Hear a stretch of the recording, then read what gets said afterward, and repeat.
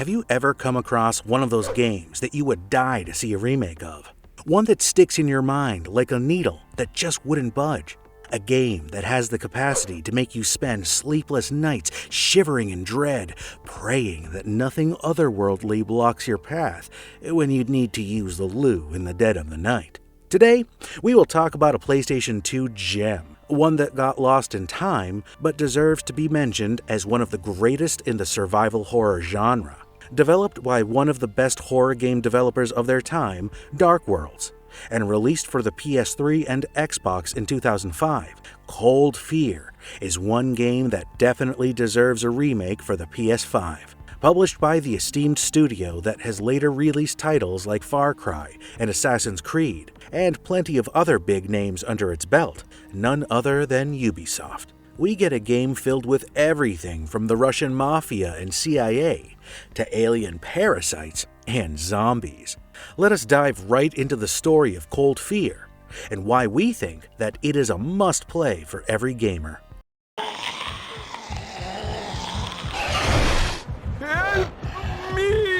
Alien Parasites and the Eastern Spirit.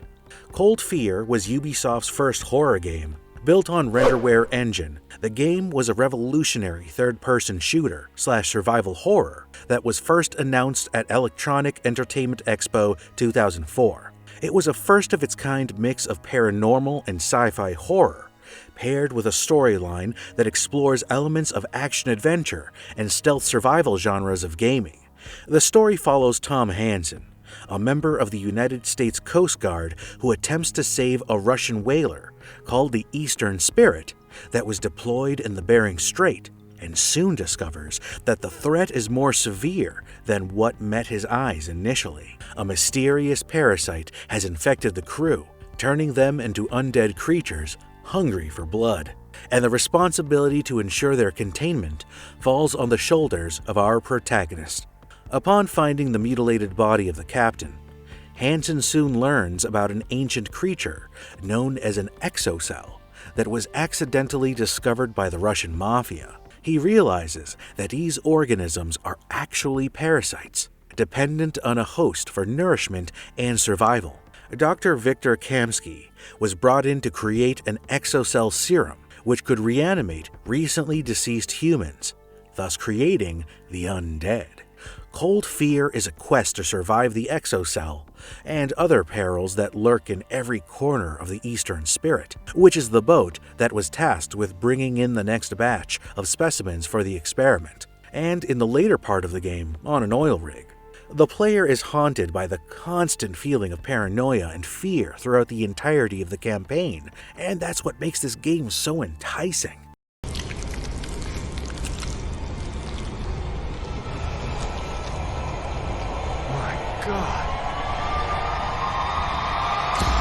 Guns, zombies, and eerie music, the gameplay and sound design. Cold Fear is a visual masterpiece, and what it delivers on the aesthetics front is no less than how well it performs when it comes down to its gameplay mechanics. Developed on a new program called the Dark Wave Editor, which allowed the developers to control the movement of the ship on both horizontal and vertical axes, and stimulate the movement patterns of objects that were inside the ship. The result was more than 900 separate animations for every major character, allowing a permutation of close to 5,000 distinct and random character movements within the game's environment. The game is a third-person shooter, which allows the player to select from two different perspectives: third-person fixed camera or over-the-shoulder camera, depending on individual gaming preferences. The aesthetics are mind-blowing, with rain lashing over a sinking ship that tilts from side to side, with bodies swinging like a ticking clock, which seem to signify the time that you have left being alive. The cutscenes are especially creepy and horrifying, with a few effective jump scares that earn Cold Fear a few points for being true to survival horror.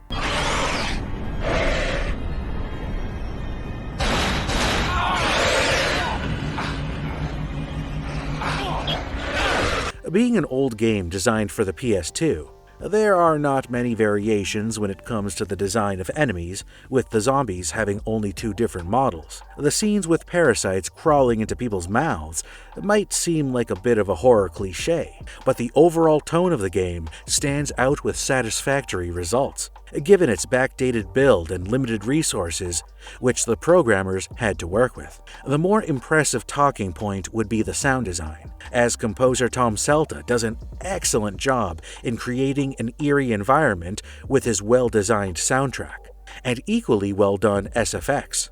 The shotgun sounds especially brilliant, and some of the voicings of the infected humans, the undead, that echo across the stormy seas, speak volumes about the proficiency with which Ubisoft has delicately designed the audio for their debut horror installment.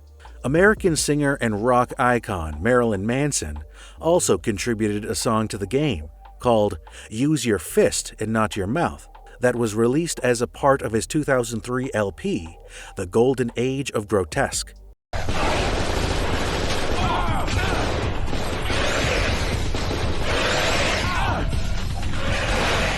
A cold and gory affair. There is a lot of blood and gore throughout the game, with blood splattering across the screen as Hansen shoots zombies in the head at point-blank range. Weapons include a pistol, a submachine gun, an AK-47, a spear gun, a flamethrower, and even a grenade launcher, all of which are equally effective, but have different damage and AoE stats. Most of the weapons are equipped with laser lights or flashlights, which makes life a little easier for the gamer in an otherwise dark environment. The main enemies are Russian mercenaries and the Exos, or people infected with exocells. Killing the Exos itself is not enough, as the exocell might appear and infect another body in the area.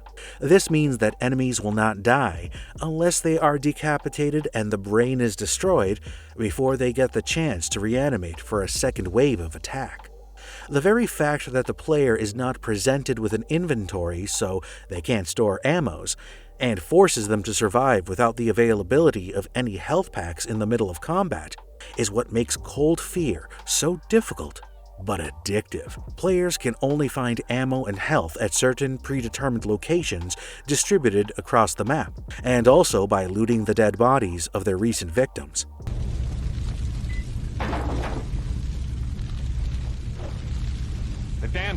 The environment is filled with interactable objects, but it gets a little confusing to track objectives as there is no map in the game. It is possible to take advantage of your environment and use tactics to take out multiple enemies, like shooting explosive barrels or fire extinguishers. The various objectives are done with verbal instructions, which means a little bit of exploring and opening countless doors to figure out what's next. The first few hours of the game takes place on the boat, which still has a map in the manual, but the rest of the game takes place on an oil platform, which must be navigated only by memory, without any help of a map. The campaign runs for about 6 to 8 hours, with the save system helping keep the action moving pretty swiftly. Cold Fear establishes a dark and gloomy setting, which is similar to a lot of B-movie video games, and packs enough thrills and zombies to keep you occupied for a day or two. If you have made it this far in the video, don't forget to give us a like and press that bell icon for instant notifications of our latest uploads. If you're a gaming nerd like ourselves, you would not want to miss out on more of our content, be it survival horror, RPGs, FPS games, or even MOBAs.